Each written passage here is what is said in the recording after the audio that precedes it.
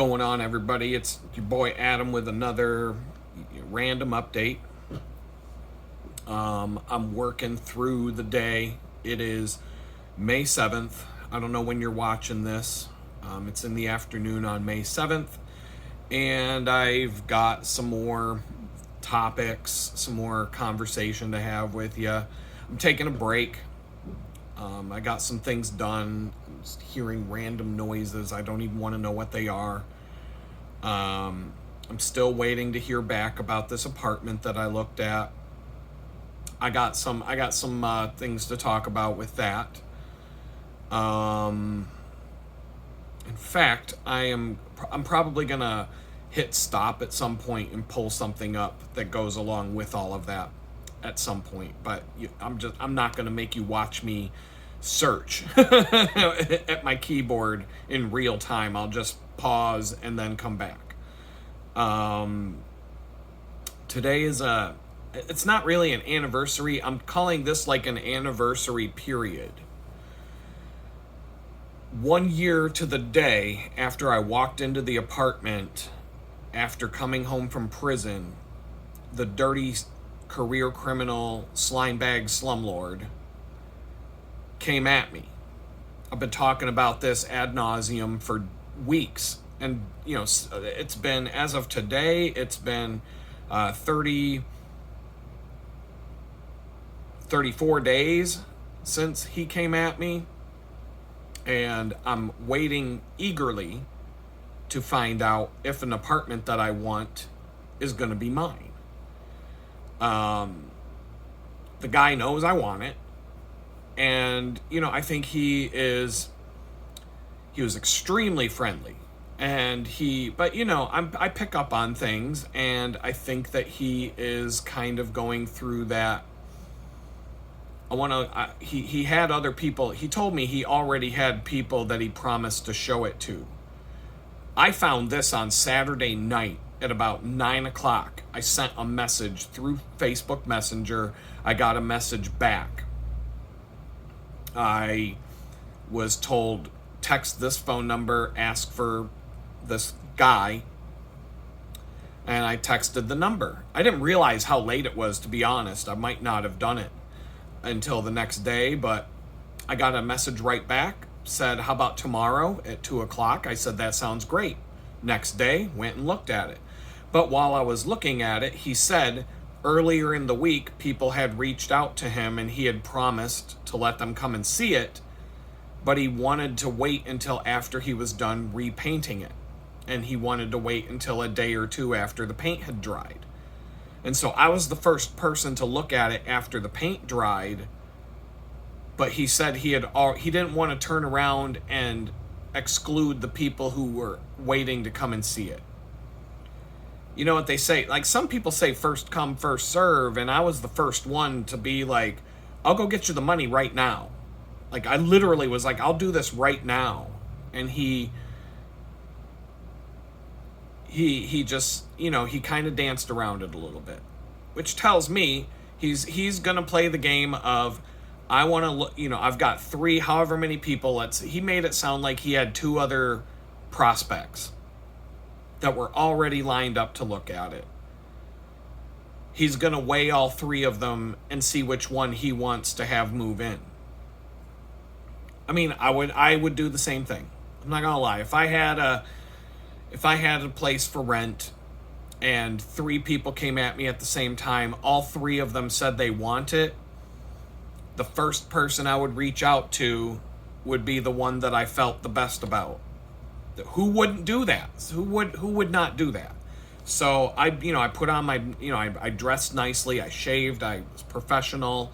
I was honest about everything he asked me. He said he had somebody living there that had a worse criminal record than mine. He was, we had a very good rapport. So I didn't do anything wrong.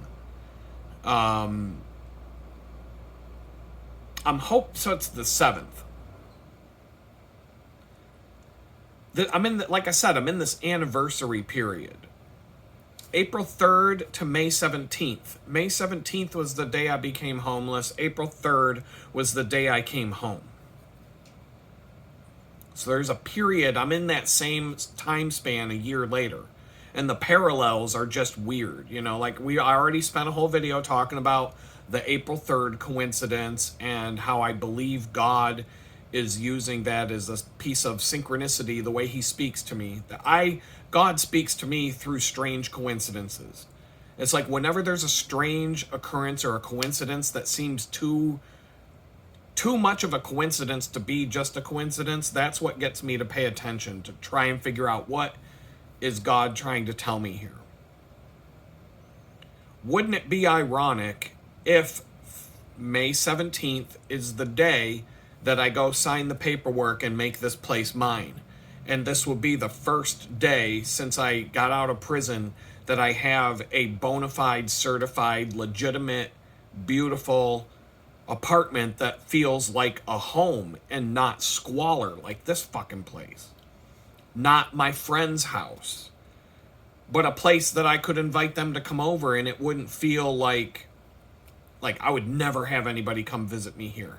I have all of you on YouTube. I invite the entire world to come in and visit me here in this fucking dump, but I would never allow somebody physically to come in here. Nobody, not even my best friend. My best friend's never walked into this place. He dropped me off when I came to sign the lease, but he didn't come in. I didn't show it to him. I was like, I don't want anybody to look at this dump. It's embarrassing. It's not too embarrassing to show the whole world on YouTube, that I have to cook my meals next to my toilet. But, for some reason that's not embarrassing. But, having somebody actually come in here, it's different. I don't understand why, but it is. I would never, ever have company come in here. Ever. And that's bothered me since the day I moved in. I would like to have a place where I could feel comfortable having people over. Even if it's just a friend. Or, heaven forbid I meet a girl. But anyway, because it's this anniversary period, there's been a couple of times, just a couple of times I've looked back. I kept a journal, a daily, just quick notes kind of a journal from April 3rd to maybe 3 or 4 days after I became homeless. I don't know the exact day I stopped, because I kind of figured to myself, why keep this journal anymore when I'm documenting everything on YouTube literally every day? So why do I need to write a journal about what's going on when I'm putting it right on YouTube? I don't have to write it anymore. I took notes for a lot of the videos, not all of them. Some of them are off the cuff, some of them are shooting from the hip or whatever. But occasionally over the since April 3rd, I'm going to say like twice I've gone back and looked at my journal. And today I just had this, I took a pause, I finished up a couple of tasks, and I said to myself, let's go back in time, back in time, get in the DeLorean and go back to 1 year ago and see what was going on. Because, sometimes I'm stressed out and I have a little bit of anxiety about this apartment situation, because this is the first time I've looked at a place that I want, and I want it bad. I will do anything to make this work. Money-wise, whatever I have to do, I will make this work. The ability to come home to a clean, comfortable place that works, that feels like a home, would just be way beyond. I don't want to move into a place where I'm like, I guess this piece of shit will do for now. I don't want to have that feeling when I move into my next place. I would like to have a feeling of excitement, like, yes, I can't wait to go in here, and this is my place now. Yeah! Like, I want that kind of a feeling, not, here's, oh, great, home shit home. You know what I mean? I don't want that. And so so I'm looking back at 1 year ago today. And I'm telling you, I'm going to tell you how stressed out I was 1 year ago today. 1 year ago yesterday, I thought I had a stroke. I was sitting at my computer and my left arm went completely out of nowhere. my left arm went completely numb. Like numb.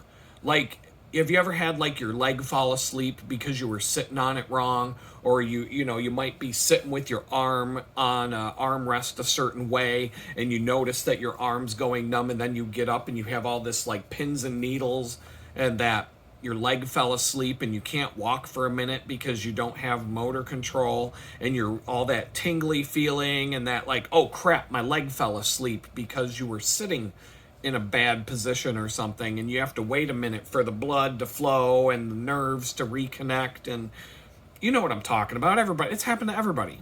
Well, that happened to my arm, but out of nowhere. I was sitting in a chair just like what I'm doing right now, and all of a sudden my arm just goes, and it was like numb to the point I couldn't feel anything in my fingers.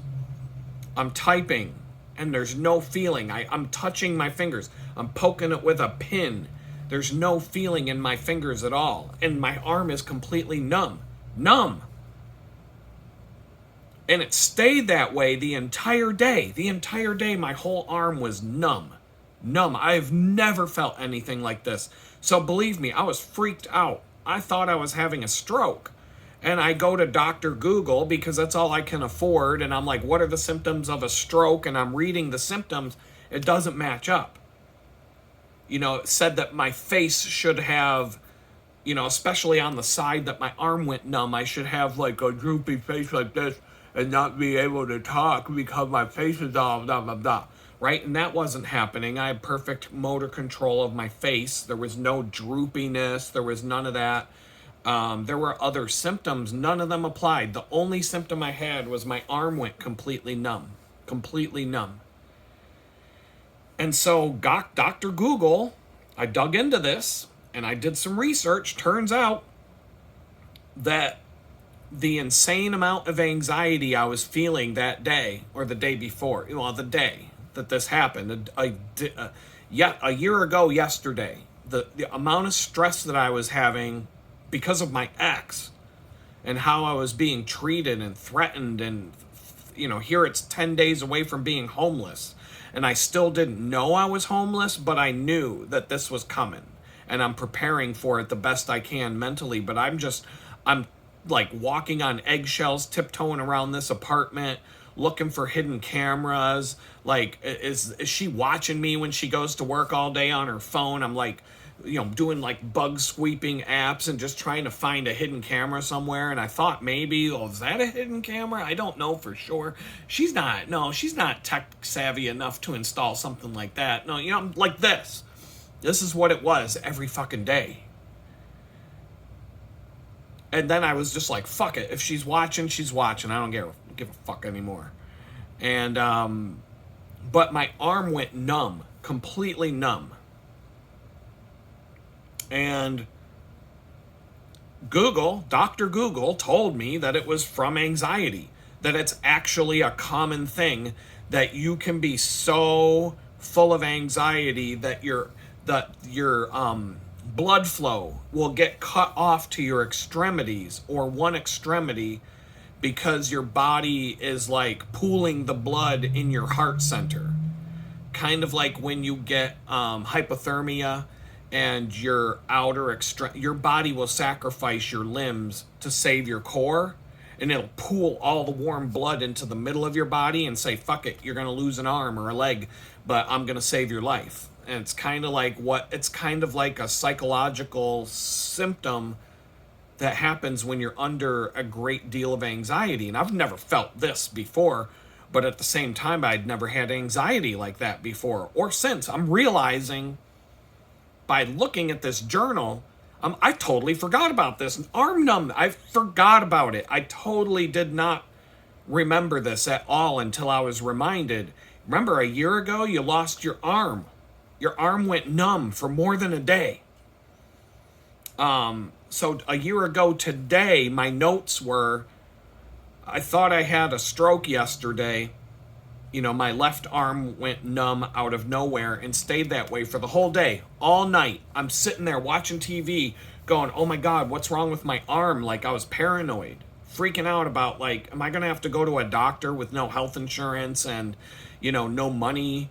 And what am I going to do? Walk to the fucking hospital because I'm not going to get a ride from so-and-so? And I thought something was really, really wrong. I was terrified for a minute. I just kept having faith that Dr. Google was right when it said you just have anxiety, some extreme anxiety. And so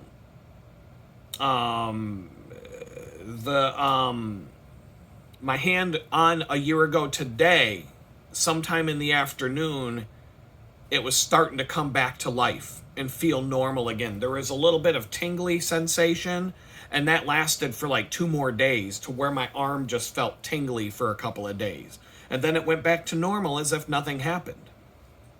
And I was like, oh, phew, thank God. Because I don't like going to the doctor, but that's something.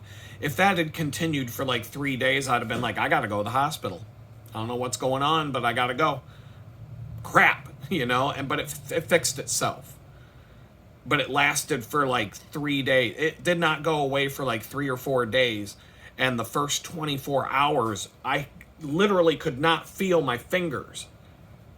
I had no motor control. I had to pick my arm up and put it on the computer. I couldn't even move my arm properly. I couldn't lift my arm up over my head.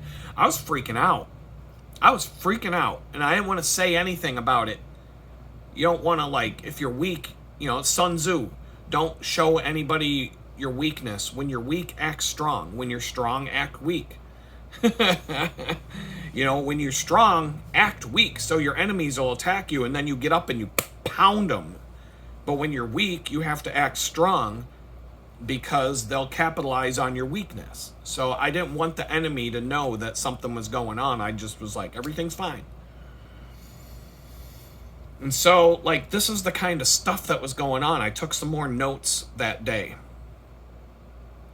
She had this kick where she was making all of her own soap, her own dish soap and stuff like that. And I was like, that's fine and dandy. That's great. The problem was that the dish soap didn't wash dishes. It didn't clean anything. So I'm like, well, that's fine and dandy that you're making your own soap, but it doesn't fucking work. It literally would leave this awful looking film and spots, like a complete film over everything, glass. Anything that you washed with this crappy dish soap would just be covered in this film it was terrible. You couldn't get the glass to look clear. You couldn't see through a glass jar with this crap. And so she came home one day and threw this big fit because I did the dishes, but all the glass stuff was covered in spots and it was all dirty looking. And I'm like, whatever, dude. She threw a fit about it, and then the next day she goes and does dishes, and they're covered with the same shit, the same spots, the same streaks, and this filmy, oily film all over everything. And I'm like, oh, I guess it's okay when you do it, but it's not okay when I do it, right? If I wash the dishes with your shitty dish soap and they look terrible, you're gonna throw a big fucking fit and throw a temper tantrum about it. But if you wash the dishes with your shitty dish soap and they're covered in grime and spots and streaks and look completely horrible, and I don't want to fucking drink out of this nasty looking thing I can't even see through and it's supposed to be clear, but that's fine because you washed the dishes with your crappy dish soap. So that was we were getting into these fucking fights about some shitty dish soap. And so one day I went to the grocery store and I bought Ajax. I just bought it one of the things that she was complaining about is how expensive dish soap is. It's way too expensive now. I'm going to make my own. And I go to the grocery store and I'm like, Ajax is still 90 cents a bottle. That was what it cost when I went to prison. I come back from prison, a bottle of Ajax is still 89 cents. All right, I'm getting some fucking Ajax because when I do the fucking dishes, they're going to be clean. And here I am, I'm cleaning the dishes, and all of a sudden, you can scrub your fucking thumb across the glass, and the glass is clear, you can see through it, you can rub your finger on it, and it squeaks because there's no grime or film or dirt or oil on the glasses.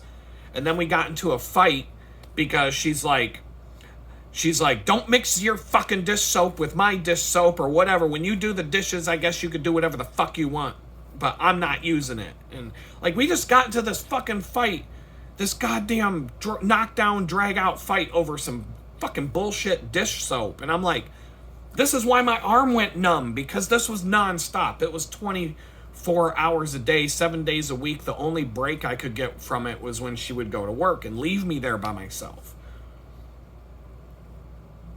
And it was just, it was so awful. Every day was just, but it was so much stress that my arm went numb for 3 days. And my arm went numb for 3 days. And this is why when I became homeless, within a day or two of being homeless, and I just, here we go with the fucking neighbors in their car again. Fuck, I hate this place.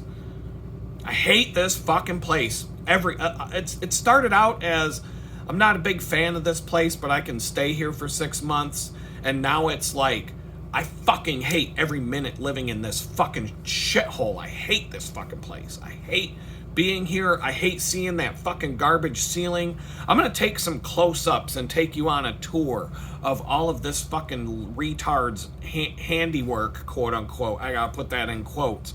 Before I move out, I'm going to show you some shit that'll make you laugh your ass off. It's going to be, oh my God, the story of this place and everything I haven't told you yet is just mind-blowing, and it just keeps getting more and more mind-blowing every single day. Yesterday, no exception. The day before, no exception. It is just, it's beyond, like, I almost think like God moved me in here just to watch a show unfold. I mean, it is crazy.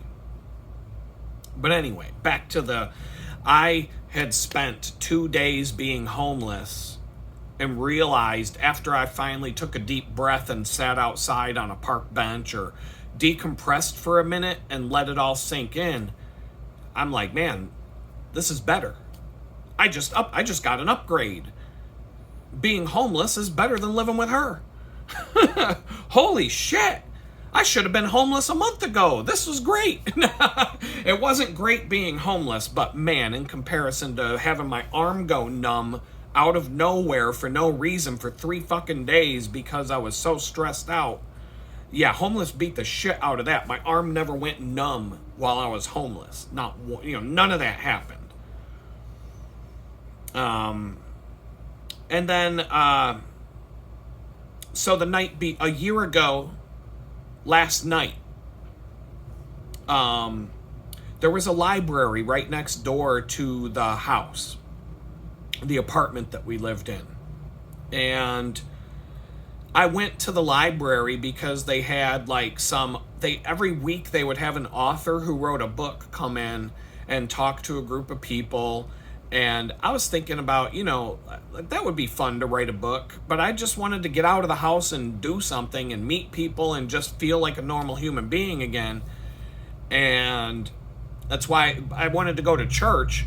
Well, when I said to her I wanted to go to church the first time when I came home, she was like, oh, so you can meet everybody in the neighborhood and then they can find out that I'm associated with you, you fucking piece of shit.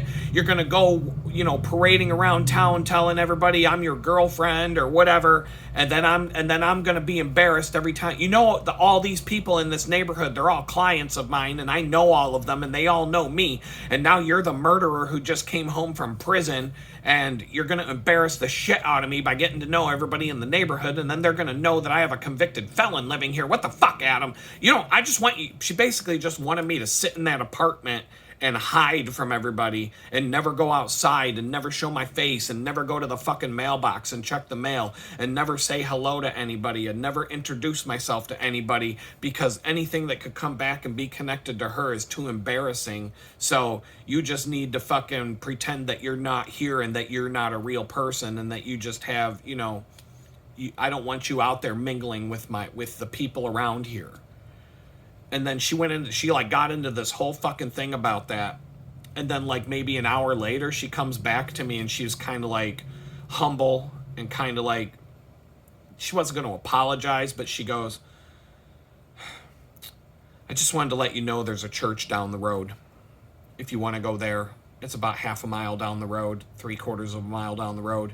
It looks like it might be a good place. I don't know, maybe you'd be interested in that. And I said, yeah, I saw it on Google Maps. I'm not, I'm not that handicapped that I can't find a church on my own. There was a church right across the street from where we lived at the time. The steeple was, you could look out the front window of the apartment and see the church steeple right there, right across the street. And so, but she was like, I was just going to go there. That was where I was going to go to church. And then she goes, there's this other church down the street, blah, blah, blah. And it was almost like she was apologizing without apologizing about throwing that fit. So I started going to both churches. Fuck it. I went to the first church, and when I got done, as I was walking back, I noticed that the other church service was about to start. And I'm like, well, that's ironic. I went to church number 1. On my way back, church number 2 is about to begin. Go get my double dose of Jesus today, because it beats going home to that apartment. The longer I can be out and about and not in that apartment, the better for me. And then at some point, I might just go for a walk down to this park. If I had Frisbee golf discs, I would have been going to play Frisbee golf almost every day, because there was a Frisbee golf course in this park down the road. But I wasn't going to go and spend money to buy Frisbee golf discs. And none of my Frisbee golf equipment made it to the apartment after the FBI raid, because I had a lot of Frisbee golf discs. I had probably 20 of them in a bag. Not a specific Frisbee golf bag, but a backpack that I had been using as my Frisbee golf bag for about 20 years. I've been playing Frisbee golf since I was like in my early 20s and discovered it. So I had that. I could have been playing I could have been playing a 9-hole Frisbee golf course almost every day just to get away from the house if I had those, but I didn't. But whatever, I didn't care. So I went to the library this one night. It was a year ago last night, because they had an author every week giving a thing, and I was meeting people and all this and that and the other thing. And I came back from the library that night, and she's like, why do you keep going over to that fucking library? I'm like, well, it's right next door. I do like books. A library is a good place to find books. If I wanted to go sit and use their internet, I could, instead of sitting here all day. In fact, if on your days off the library were open, I would go over there and sit all day instead of listening to you bitch and moan all fucking day. So, because it would be peace and quiet. And you could have the place to yourself. We all win. So, but then she goes, why the hell are you going to the library? I saw you over there with a group of people. Why are you getting to know all of my neighbors? And she's like, I have a client that works at that library. Do you know who it is? And I actually didn't know the client of hers. It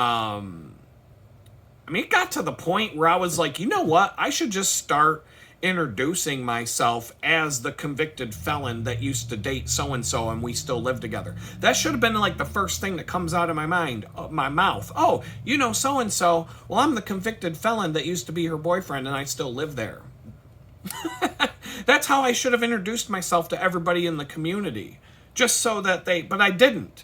I never mentioned her name. I didn't talk about her. I never told anybody where I lived. I just said I live in the community and I just moved here. And I was very, I didn't talk about this shit.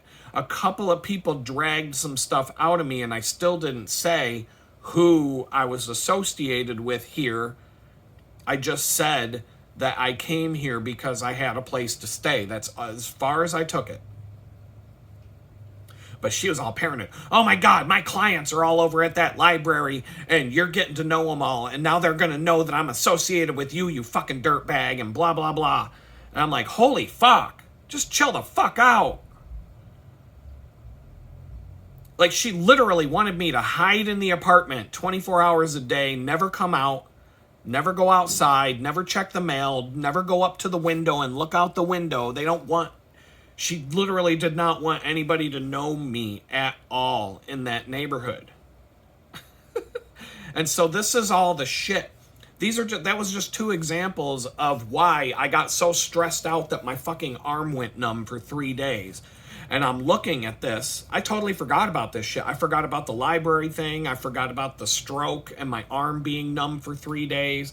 I forgot about the church and the fact that, like, she didn't want me going to church, and then she finally caved in and was like, all right, there's a church down the road you might be interested in. And so, like, it just all came rushing back because I went and looked what was going on a year ago, just to set my perspective to appreciate how good things are today in comparison to that. Because things suck right now. I'm dealing with this landlord, this idiotic shit. I'm waiting to find out about this apartment that I went and looked at that I really want. And I've got some other stressful things going on. It's a ball of stress right now. But my arm didn't go numb. My arm is fine. I got all the motor function in my fingers. I can feel everything. I can feel that. Everything's good. My arm works. My fingers work. I can hold a mouse in my hand. I can type on the keyboard, clackety clack, and all that. And it works. A year ago, I couldn't. A year ago, my fucking arm was dead. I thought I was going to have to go to the ER and have my arm amputated, or who knows what, man. Who knows what. They're going to be like, well, see, you should have taken the vaccine, huh? That's what you get for not taking the vaccine. Your arm is going to just fall off now. If you would have taken the vaccine, you'd be fine. It's probably from exposure to being around people that took the vaccine that my arm was all messed up. Just breathing in their vaccine germs in the air and contaminating my air that I breathe with their air. I don't know. So anyway, it leads to today. And I was a little bit stressed out this morning. Every time I think about this apartment I went and looked at, the anticipation, I get a pit in my stomach because I'm conditioned right now to expect the worst. And so, like, I can't picture myself in the apartment enjoying life, being in a home with a proper kitchen and all the things, because I'm so conditioned to being let down and being shot down and being rejected.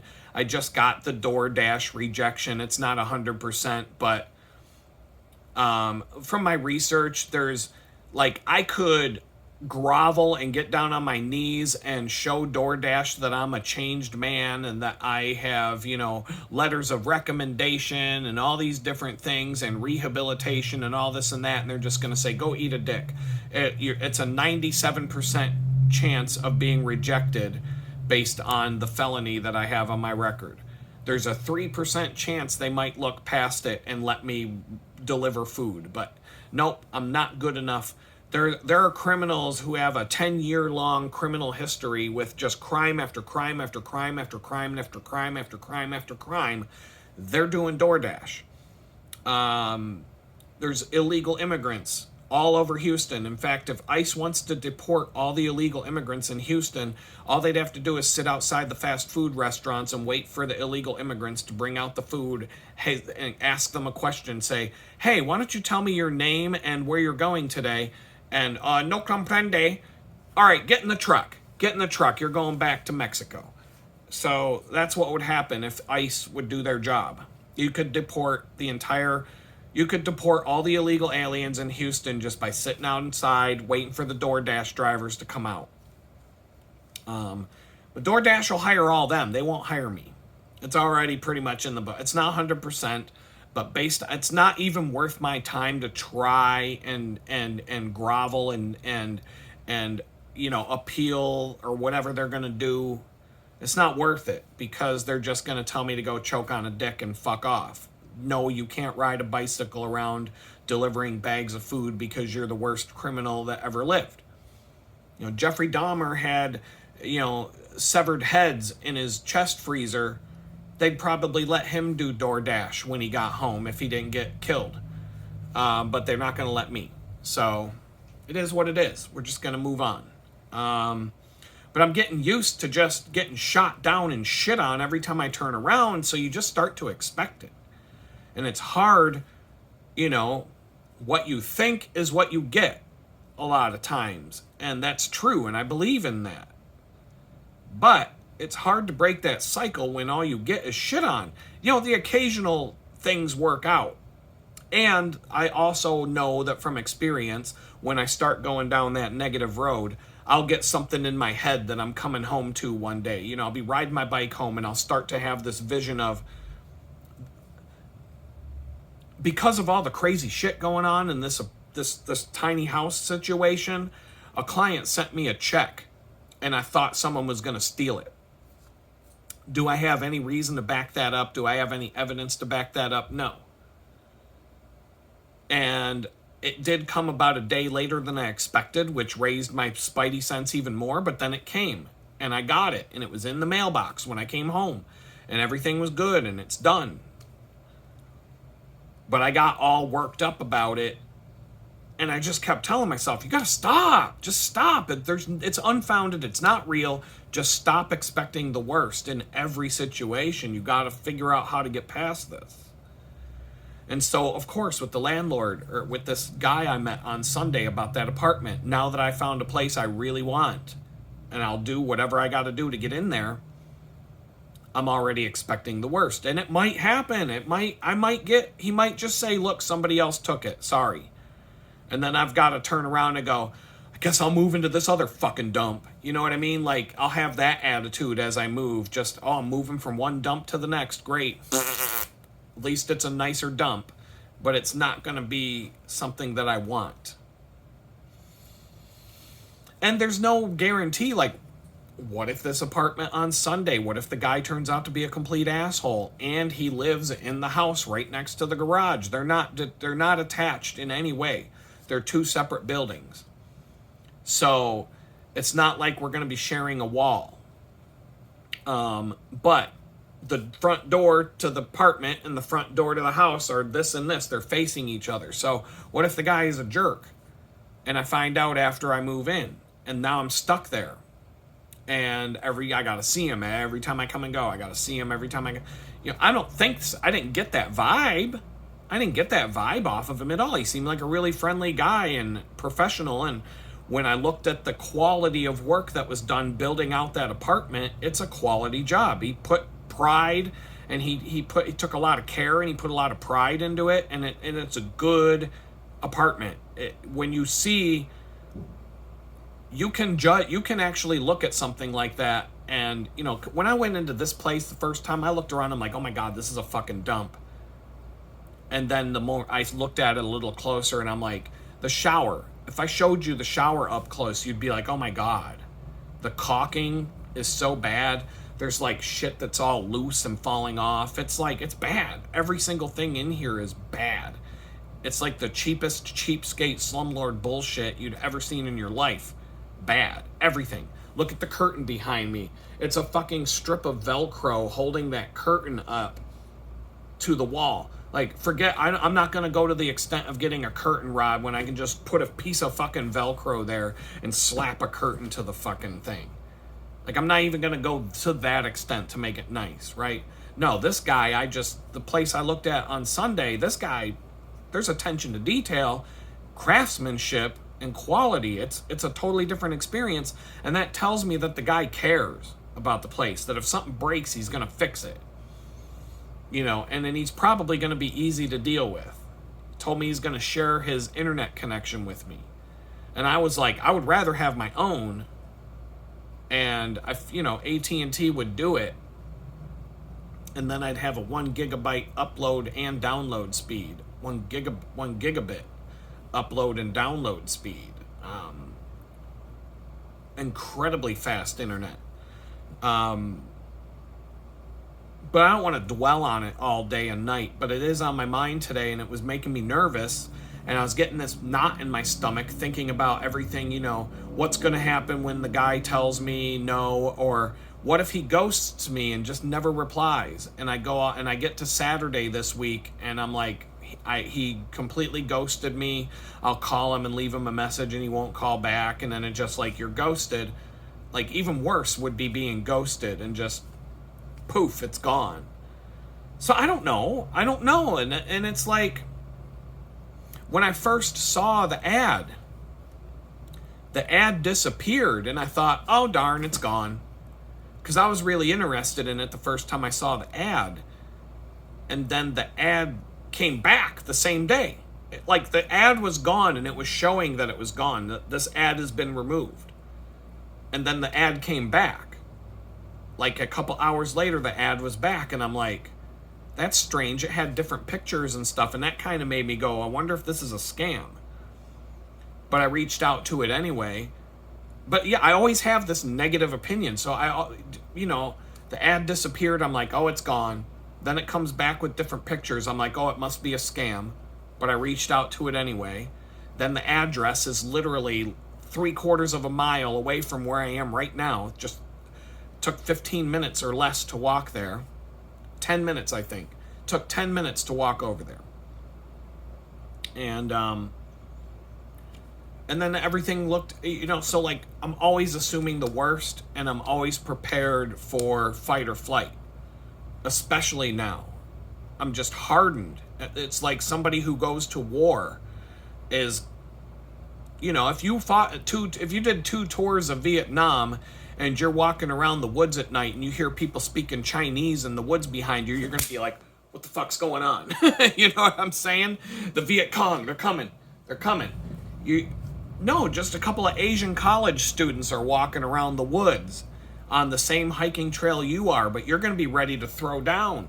You're going to be pulling out your knife or your pistol, like getting ready to you're going to be rubbing mud on your face and camouflaging yourself and get ready to throw down because you're going to be having those flashbacks about your tour of duty in Vietnam and everything that happened, and watching your friends get blown apart and ripped in half and shot and everything else that went down.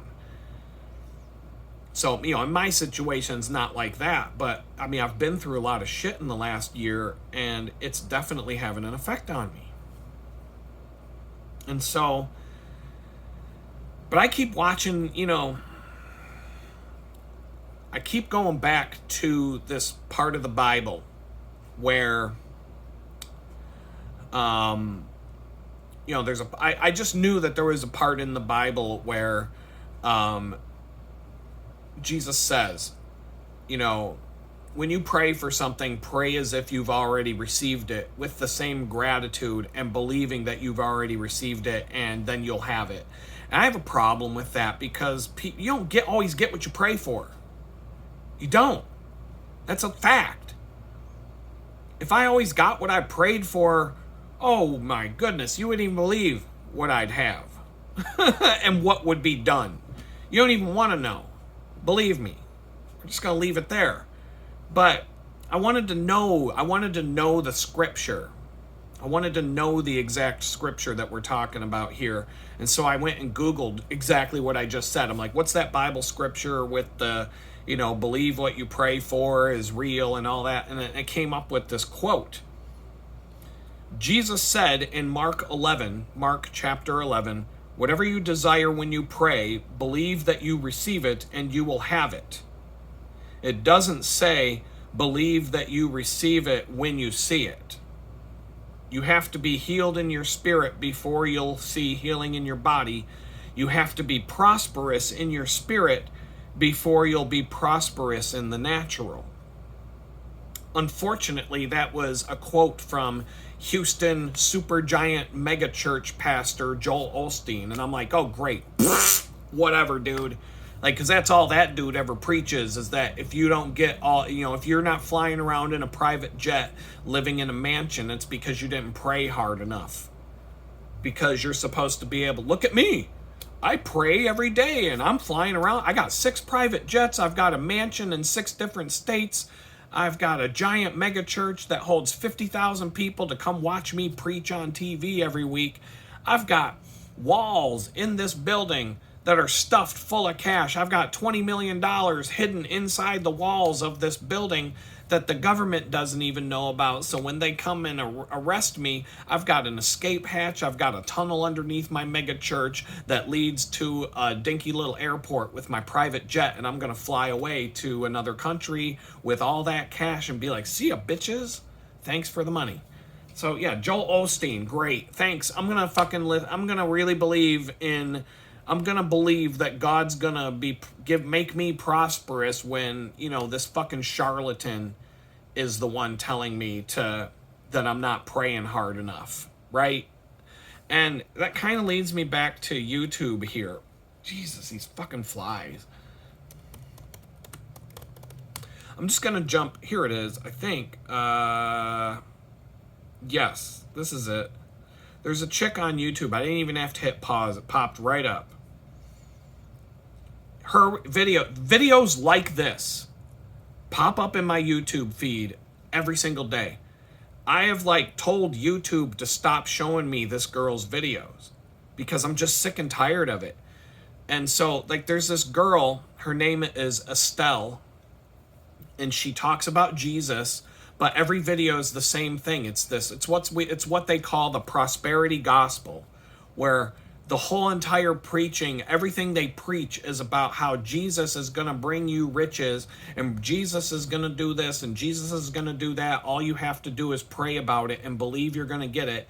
And your new Mercedes, your new private jet, your new mansion, all the problems you've ever had in life are going to be solved. All you got to do is pray and believe.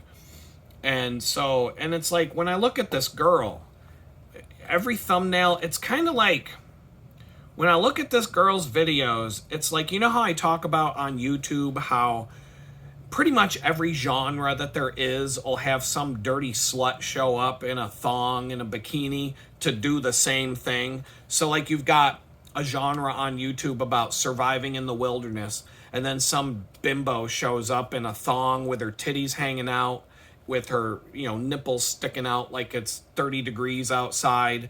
And, you know, now she's a wilderness survival expert because, look, she started a fire with 2 sticks in a bikini and her ass hanging out of her thong. Oh, look at that. So-and-so is an auto mechanic with a whale tail hanging out the back of her jeans. Like, you know, like learning how to change a spark plug from some slut with a whale tail sticking out the back of her jeans and a bikini top with her nipples sticking out 3 inches from her bra. Like, that's, you know, that's the general thing. But now you've got these Christian channels with these girls that get all dolled up, but they're not walking. It's like, when I look at how she dresses in every video and how she presents herself, it's like she says to herself before she does every video, she's like, how slutty could I dress for church on Sunday without getting kicked out of church today? You know, obviously I can't go to church in a thong or with a whale tail hanging out the back, or, you know, a little titty shirt with my nipples poking out. You know, somebody's going to tell me to cover up or go home. But I can dress a little bit slutty and wear like a see-through shirt that you really can't see through, or some yoga pants that don't quite show you all of the little intricate details of my vagina. They just kind of show the camel toe, but but you can't see the actual clitoris and all the intricate folds of the vagina like a lot of yoga pants do right now. Maybe if I just, you know, tone it down a little bit.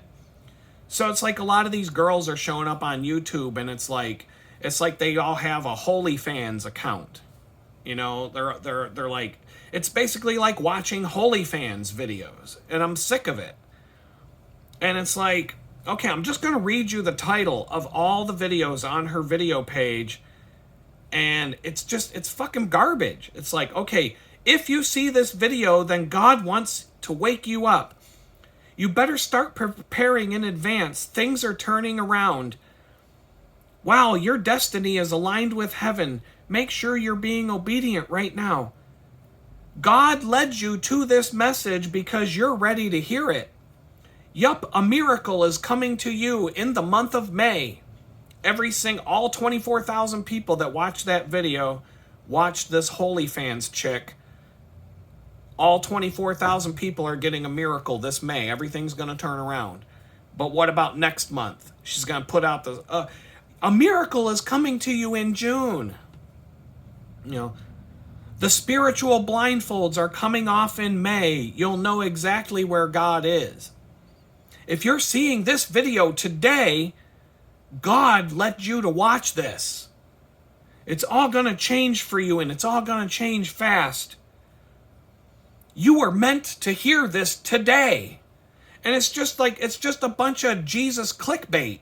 It literally is. It's like some HolyFans chick with a clickbait title. Come watch me talk about the prosperity gospel, and all you got to do is pray for what you want, and God's just going to give it to you. How many people got cancer, are watching her videos, and then a month later they're going to die from cancer because God didn't heal them? I'm just saying, like, and what is it their fault? They didn't pray hard enough? So I'm sick of this shit. And it's not just one channel. There's a lot of these channels. You asked God for a sign, and he sent you this video. Like, really, that video, the HolyFans chick, sent me a video because I asked God for a sign. God couldn't just give me a better sign than some slutty HolyFans chick with a fucking clickbait title. God just opened up a 3-day window for you. That was like, what day was that? That was 4 weeks ago. I guess I missed it.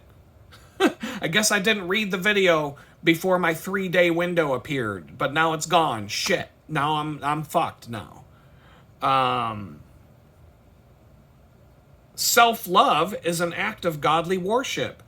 I thought God wanted us to, obviously she's got a lot of self-love because she's making like 20 grand a month off of her HolyFans channel. And, she's doing just fine. God dropped a blessing on her ass last month and this month, just like she said, but not all of us are going to get the blessing. And so, like, I prayed this would find you. God has a message for you that you don't want to miss. Really, because the HolyFans chick put out a clickbait title every single fucking day. Every single fucking day. I mean, a broken clock is right twice a day. So I guess every single day this chick is putting out the same fucking clickbait title. And every single day I'm getting a blessing because I watched your fucking video. Come on. Get the fuck out of here. I'm sick of this fucking shit. But I'm watching now because I'm actually reading you the titles on her video channel and I'm looking at the page. You'll find this video when you're ready to hear it. God has chosen you to become insanely successful and abundant, and it's just same shit over and over and over and over again. If I had a pair of nice titties and some yoga pants, I could be making $20,000 a month just putting on a HolyFans channel, making up a bunch of fucking bullshit like Joel Osteen about how if you pray hard enough, you'll get everything you want. And all the money will start pouring in. And I'm so fucking sick of this shit. It pisses me off. This video finds you at the perfect time. Really. Just like the other fucking 30 videos that you had the same fucking title on. You know what I mean? It's like, oh, January, you will step into your purpose. I don't know. I went back to January. I didn't do shit. I worked at a bakery all month. Nothing happened to me in fucking January. I found a shitty-ass slumlord shithole to move into. Yay! Everything fell into place. When the time is right, God will reveal this video to you. Really? The YouTube algorithm had nothing to do with it promoting some HolyFans whore in my feed all fucking day until I finally caved in and clicked on one. Like, I follow people and actually watch their videos, dozens of channels, and not one fucking time will I see their videos show up in my feed or in the you might be interested in this or all those videos on the side or below a video that you're already watching. You might want to check this out, whatever. You'll never see any of those people's videos show up, the ones I actually watch. But this fucking HolyFans chick, she'll show up 10 times a fucking day with all of these fucking dumbass videos of her basically dressing up as slutty as you can for church and still get away with it. And just with some dumbass clickbait title that says, if I keep praying, I'm going to get everything I want.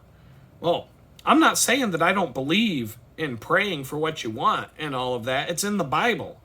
But I'm sick and tired of these fucking prosperity preachers that just turn around and and blow smoke up your ass because I'm going to make $20,000 a month if I keep putting on slutty outfits for church and putting up a bunch of clickbait video titles. It's fucking bullshit. I'm sick of it. I'm fucking sick of it, but that's what YouTube is. That's what gets the clicks. A chick with nice tits and a thong is going to get 2 million fans. Doesn't matter whether she's an auto mechanic, a survival wilderness expert, a home builder, a baker. It doesn't matter what the fuck she does because nobody's watching her nobody's watching her to gain any kind of knowledge.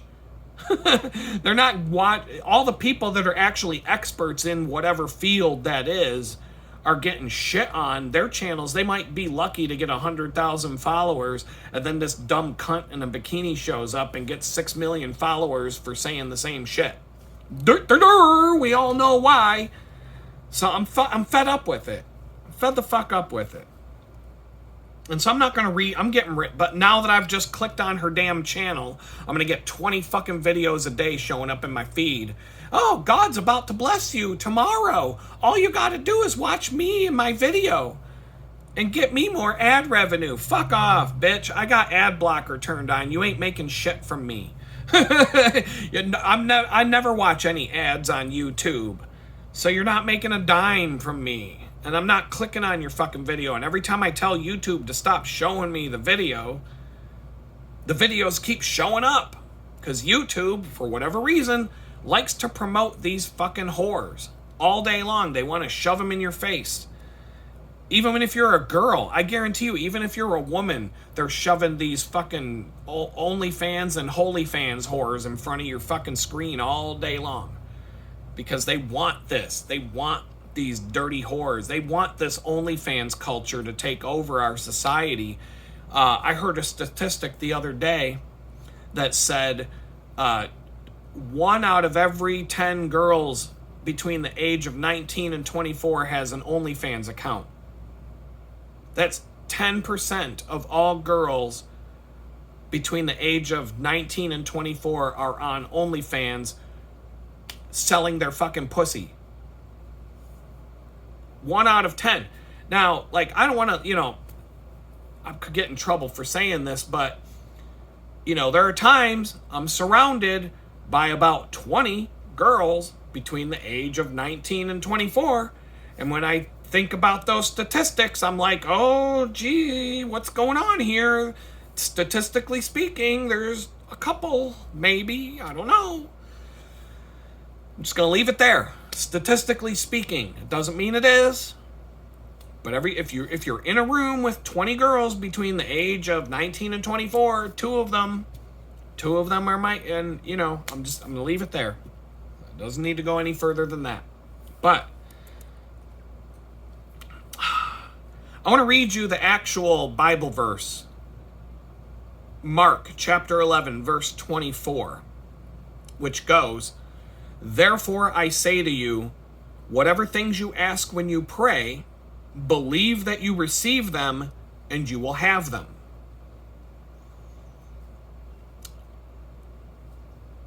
I prayed to go home from prison at my sentencing hearing, and the Trump-appointed judge, threw me back in prison for 6 more months. So I don't know, did I not believe it, that I was going to receive it? I don't know. When you look at that Bible quote on its own, it leads you to believe, well, I guess I just don't believe enough, so God's going to just not give me anything I need. How many people have cancer and they're praying for God to heal them and then they die of cancer? You know what I'm saying? I'm just saying, I'm being real here. Not everybody who fucking prays gets what they pray for. And I get pissed when these preachers come out and say, and they basically imply, well, that's just because you don't believe in God enough. Because if you did, God would give you a Mercedes and a private jet and a mansion just like he gave me. Oh yeah. Yeah, let's see what God has in store for you when you meet your maker someday. I have a feeling a couple of trips to Epstein Island on your private jet are going to come into question when you're meeting the holy roller upstairs. But we're just going to leave that It's neither here nor there, I guess. I don't know if he's on the list. None of us are ever going to know who's on the Jeffrey Epstein client list because, these people in charge now are covering it up. All the people that said they were going to get to the bottom of this, they're just like, we don't know anything about it. Now that they're in charge, they don't know a fucking thing about it. And they're just going to kick that can down the road, and it's just like JFK. We all know the government killed JFK. People in the government. And not the elected people in the government, the permanent people in the government, the military-industrial complex that Dwight Eisenhower told us about when he left office as president. The unelected power structure that's going to stay in power no matter what, and they're going to blow off the president's head if their power gets threatened. We all know. Anybody that believes that John or Lee Harvey Oswald or whatever blew Kennedy's head off is a fucking idiot. Like, there aren't that many people that believe this anymore. So, anyway, I come back to this book. I've read it many, many times to you on this channel. In fact, at some point, if I do YouTube videos for the next 10 years, maybe I will have read the entire book to you over the course of the next 10 years. I don't know. But this book is called Jesus Calling. It's by Sarah Young. And it's just a daily devotional, a quick read every day about what Jesus might want to be talking to you about today if Jesus were here to talk to you, based on quotes from the Bible and things like that. And so sometimes this book lines up with exactly what I'm going through. And so when it does, I'm going to put it in these videos and talk to you about it. And one of those things was today's entry on May 7th. If you learn to trust me, really trust me with your whole being, then nothing can separate you from my peace. I'm just going to pause right there for a minute, because every time I get this knot in my stomach and I start expecting the worst things to happen, the worst outcomes. 2 days ago, the landlord sent me a text and said, please call me. And it was very curt and very short. And I started reading into that. This wave of anxiety went from the top of my skull all the way down to the bottom of my feet, like heat, actual hot, like I could feel my heartbeat going boom, boom, boom, boom in my head. And I'm like, what the hell does he want now? Because every time he talks to me, I'm expecting some new shit show to break out. And then what happened when I actually called him? He's telling me that the dirty contractors, quote unquote, that he picked up at the Home Depot parking lot to come do the shoddy job on the water heater ripped him off and stole from him. And I'm like, well, karma's a bitch, huh? Looks like karma really doesn't forget anybody's address, does it? Imagine that. And it ended up being a funny phone call. I was so glad to hear that. I was so happy to hear about that. Like, I was thrilled. I'm like, I had nothing to worry about. Not only did I have nothing to worry about, that was an entertaining phone call that made my day. Like, my entire day was like, wow, this is great. I am so glad to be alive right now to know this is happening to you. That is hysterical. It's brilliant. It's fucking amazing. I'm so glad I knew. I'm so glad you told me this. So anyway, I'm going to start over. If you learn to trust me, really trust me with your whole being, then nothing can separate you from my peace. And like I said, whenever I have that, I'm cutting it off again. But whenever I have that knot in my stomach and that anxiety, that's proof right there. I don't trust God.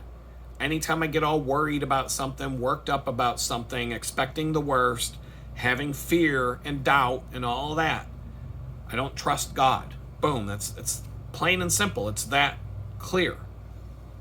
So if you learn to trust me, really trust me with your whole being, then nothing can separate you from my peace. Everything you endure can be put to good use by allowing it to train you in trusting me. This is how you foil the works of evil, growing in grace through the very adversity that was meant to harm you. Joseph was a prime example of this divine reversal, declaring to his brothers, "You meant evil against me, but God meant it for good." Do not fear what this day or any day may bring your way. Concentrate on trusting me and on doing what needs to be done. Relax in my sovereignty, remembering that I go before you as well as with you into each day. Fear no evil, for I can bring good out of every situation you will ever encounter. And so, the related scripture to this passage, Genesis chapter 50, verse 20 says, "You intended to harm me, but God intended it all for good. He brought me to this position so that I could save the lives of many people." You know, Joseph, his brothers, were jealous of him. They threw him down a fucking well. They threw him down into a well and left him for dead. And he ended up getting picked up by somebody and turned into a slave. And then the slave owner's wife wanted to fuck him. This is the Bible, I'm telling you. People go, "Oh, the Bible is all bullshit. It's boring. It's not exciting to read. It's too flowery, and it's all, oh, everybody's happy and everything's great." No, the fucking Bible, I'm telling you, if you made a Bible television series that was accurate to what's actually in the Bible, it would make Game of Thrones look like a fucking children's show. It would make Game of Thrones look like a children's television show, like Mr. Rogers, if you made the Bible itself into a TV series. HBO presents the Bible. That would be the biggest hit on TV ever if it was accurate to what's actually in the Bible, and just season after season after season after season. It's like, seriously, it would start out with Adam and Eve walking around naked in a fucking garden, banging each other like crazy. And that everybody would be like, boom, we're watching this. Just like Game of Thrones. Game of Thrones, the end of the first episode, you catch that dude banging his sister up at the top of the tower, and then they threw a kid off the tower to his death, but he didn't die. Oh, no shit, we gotta watch the next one.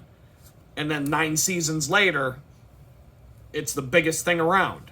The Bible would make that look like a fucking joke. So, anyway, Joseph's brothers, they got jealous of him. They didn't like him. His dad gave him a nice coat, and they were jealous of it. They threw him down in a fucking well.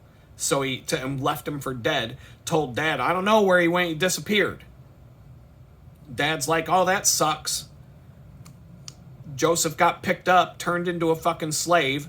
The slave owner's wife wanted to fuck him, and he said, "No, I don't want to fuck you." So she went and told her husband that he tried to rape her, and then the husband had him thrown in prison for 10 years. So now he's left for dead, turned into a fucking slave for who knows how long, and then because he wouldn't fuck the slave owner's wife, thrown in prison for 10 years.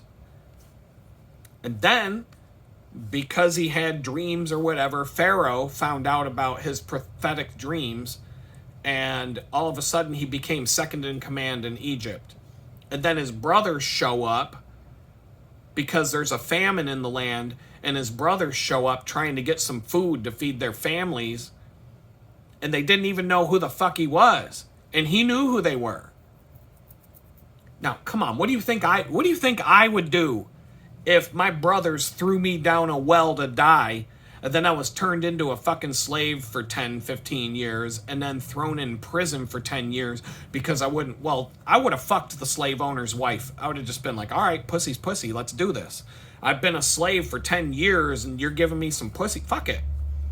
I would have done it. I would have banged the wife. I wouldn't have even... Who knows where it would have went from there? The slave owner would have found out I fucked his wife and cut my throat and put my head on a spike. That would have been the end of the story. But Joseph, he said, "No, I'm not going to bang I'm not going to bang you. I'm not going to bang you." So the slave owner was like, well, fuck him, and throwing him in prison because he wouldn't bang his wife. Because she lied and said that he raped her, just like a lot of these Me Too women. That Me Too goes all the way back to the Holy Land. She made up some bullshit about how he raped her, and he was like, well, off to prison you go. And prison probably was a lot worse than the Butler County Prison or the Brooklyn Metropolitan Detention Center that I had to deal with when I was in prison. So it's probably a lot worse. And he was in there for like 10 years. All of a sudden he becomes the second in command in Egypt, and now his brothers that threw him down a fucking well are coming at him saying, we're starving, we need some food. Do you think I would have fed them? Fuck that. I would have been like, yeah, you don't even know who I am, do you, huh? Well, here, let me shave off my beard and see if you remember. Oh, shit. Oh, we thought you were gone. Oh, thank God yeah, get the fuck out of here. Go tell Dad you found me and then starve, you fucking assholes. Get the fuck out of my face. But Joseph, he didn't do that. He fed them. He gave them food. He gave them everything they needed. He saved them. In fact, it says God brought good from the brothers' evil deed. Potiphar's wife's false accusation, the cupbearer's neglect, and 7 years of famine. The experiences in Joseph's life taught him that God brings good from evil for those who trust him. Joseph never gave up trusting God, even though he was going through a fucking hell. He went through probably 25 plus years of hell. And then he became second in command in Egypt. He's living like a pimp. His brothers that threw him down a well are starving. They're coming at him. He's like, all right, I'm going to give you some food. You don't even recognize me. It's been so long. But I'm going to feed you. I'm going to give you what you need. Because I'm better than that. I wouldn't. Fuck, no. I wouldn't. I'd be like, get the fuck out of here. Go get some water out of the well that you threw me into, you fucking assholes. Get the fuck out of here. That's how I would have. That's why I'm not Joseph from the Bible, because I wouldn't have done it. But it says, do you trust God enough to wait patiently for him to bring good out of bad situations? I want to say I trust God. I do. I've seen him work so many times. I've seen his good work so many times, not just in my life, but in the lives of others. And I've heard so many stories. I've witnessed so many things. I know it's real. I know he can do it. I know he can use the situation I'm in right now to bring about some sort of good. I'm hoping that the one thing that happened last week is not one of those things, because the Dateline 2020 thing that I was talking about is so crazy that if it's true, oh my God, that's nuts. I hope it's not. But it says you can trust God because, as Joseph learned, God can overrule people's evil intentions to bring about his intended results, which means God took his brother's evil deed, throwing him in the well to die and walking away because they were jealous that he got a nice coat and Dad didn't give them a nice coat. And God used that to turn around and save their fucking lives when they were about to starve. And it was all because they threw their brother down a fucking well that they didn't starve to death. They literally say throwing their brother down the well to kill him turned out to be the reason why their lives were spared. And so, do you trust God enough to wait patiently for him to bring good out of bad situations? I'm in a bad situation. I've been in a bad situation for over a year. So I don't know. Patiently is probably not. It probably doesn't apply to me. I'm kind of patient, but I'm still getting agitated, and I'm getting I'm worn out, and I'm just burned out, and I'm like completely falling apart. Even more than I was when I was homeless right now. Do I think he can bring good out of a bad situation? Yes, absolutely. He does it all. He's done it. In fact, he might do it in such a way that I'm just blown away. And then I have this testimony about how God brought me out of my bad situation. And then I can start putting clickbait videos up on YouTube about, if you click this video right now, God will bless you. God's giving you a 3-day window for your blessing. All you have to do is watch this video. God told me to tell you that your blessing is coming in June. It's May right now. It's coming in May. It's coming in May. Next month, I'll say it's coming in June. And then I'll say your blessing's coming in July. All you got to do is click this title. click this video and watch it. You're going to get your blessing. How many thousands of subscribers would I get on YouTube if I just started putting shit out like that? I'd be getting like, I'd have 500,000 subscribers by now. But, you know, do I trust God enough to wait patiently for him to bring good out of a bad situation? I know he can bring good out of a bad situation. He's done it many times in my life. So I know he can. My thoughts are, will he?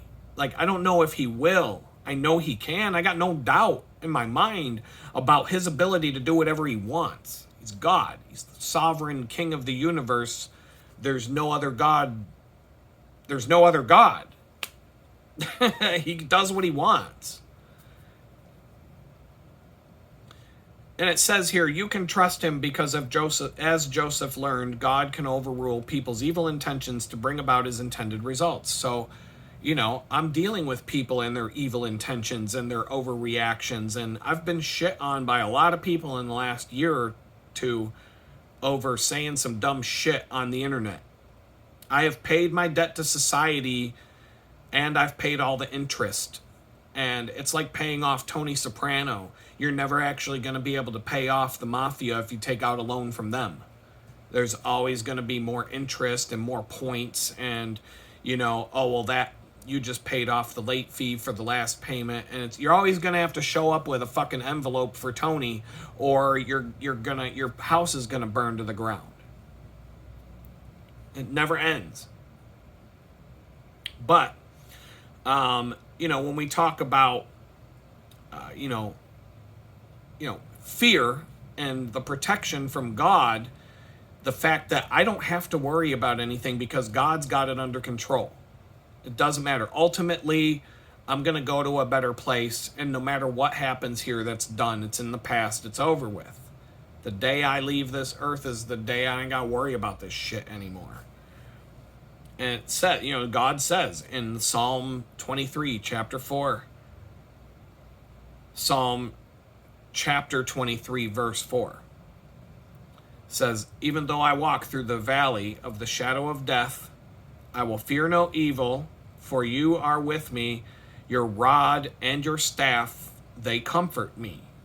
So it's all I need to keep in mind whenever I'm feeling the anxiety of, am I going to get this apartment or not? And what's going to happen if I don't? Am I going to have to move into this other one, that the worst of all the ones I've looked at so far? Is that the one I'm going to have to settle for? And just, you know, how am I ever going to get a car? And when am I going to have to stop riding my bicycle? And are the bicycle parts going to come this weekend? And am I going to be able to put my bicycle together so my bike doesn't fall apart when I'm riding the 20 miles to the bakery and back, and just all day long I can do this. And then my arm's going to go numb, and I'm not going to be able to feel my fingers for 3 days because I'm so stressed out. I could end up right back where I was a year ago. A year ago yesterday, and today I was still feeling it. It took like 3 days before my arm felt like a normal arm again. I was so stressed out and so out of my mind that my arm stopped working. I've never experienced that before or since, to where my arm just all of a sudden said, you know what? My body was like, we're just going to abandon this arm and let it fall off if it needs to, because I have to save the rest of your body so you don't die. That's what it was. It was the same thing that happens when you have hypothermia, and your body will sacrifice your fingers and your toes and draw all the blood to your heart center to keep you from dying. Your body will be like, well, fuck it. You don't need the fingers and toes to live. You need your heart to live. So if it's this cold, I'm going to have to do what I got to do. Sorry, Holmes, but you might lose a finger or two. It's how it goes. That's what your body is going to do without you thinking about it. And so that's what happened to me that day, the anxiety. I've read articles about this because it blew my mind. I didn't know that was something that could happen to you. And when Dr. Google told me that's what it was, it made total sense. And over the next few days, I did things to try and calm down and de-stress and stabilize and just get mentally clear again. And the arm started to be normal again. And I'm fine to this day. So I am thankful that I am under, no matter what happens in the last 34 days with this nonsense going on around me, I have not been so stressed out that my fucking arm stopped working. That's a whole nother level of stress. That's a whole nother level of stress. That's like a whole nother planet of stress. That's like going to Mars and figuring out what stress can actually be. Like that dude who went to Mars and he had to grow potatoes to survive so he wouldn't die. And, you know, because all of his friends just got killed in an explosion. And he was like, well, how do I live? I'll grow potatoes on Mars. I got to go on a hike halfway across the fucking planet to get a radio beacon so I can come back and talk to the people on Earth. And then I got to survive for another year before they can send a fucking rocket to come and get me. You know what I'm saying? Like, that's a whole nother level of anxiety and worry. A year ago, anything I'm feeling now, nothing I'm feeling now compares to what it was like a year ago. All I had to do was go back and read that journal that said, hey, remember what it was like a year ago, dude? You're stressed out right now. You're freaking out. You got all these things going on, but look at where you were a year ago. Your arm almost fell off your fucking body because you were so stressed out that your body decided you didn't need your left arm. It's like, well, if I gotta drop off something, may as well be the left arm. You need your right arm for, you know, all the things you do. But your left arm, you don't need it. We'll just let that one die. If that's what it's going to take to get you through this, that's how stressed out I was. I've never been stressed out like that since. Even now. And so I'm just trying to keep perspective, keep things moving forward. And with that, it's been a long video. I'm going to say peace out, and we'll talk again.